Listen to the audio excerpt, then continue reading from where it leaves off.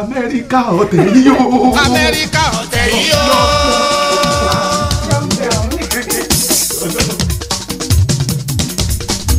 Ọba ò sọ fún yín rárá pé òun máa travel. Lọ́jọ́ introduction tá a ṣe wàhálà kiri. Tí n bá má rí l'Amẹ́ríkà mo lè má má rí mọ́ láyé. Ẹni tó bá lówó ló ń ṣègbéyàwó. Then why are you still waiting? Rárá àjókòó náà. Everybody wọ́n bẹ̀ lọ́ mi ọkọ̀ ẹ̀dá bí mọ́kàn tí màá sọ. Did you just come from Nigeria? I just came from Nigeria. Ìyàwó mi nìyẹn. Wàláì ogójì lọ sọ́jà.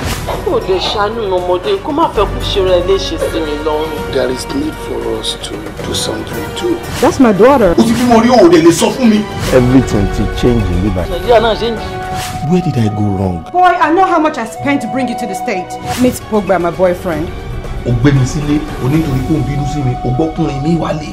Kò ń ṣe gbogbo obìnrin lórí bẹ́ẹ̀ náà l'Amẹ́ríkà. Àfàìmọ̀ kí ọmọbìnrin má lè jáde o. Mo ti decide mo fẹ́ padà sí Naija. Fún kíni? Ẹ fẹ́ sọ èmi di ìyàwó Nàìjíríà mi.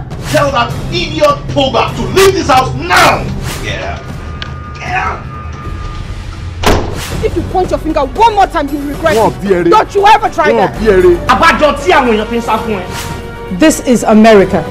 Má dẹ̀ fi yé wípé obìnrin ló l'Amẹ́ríkà.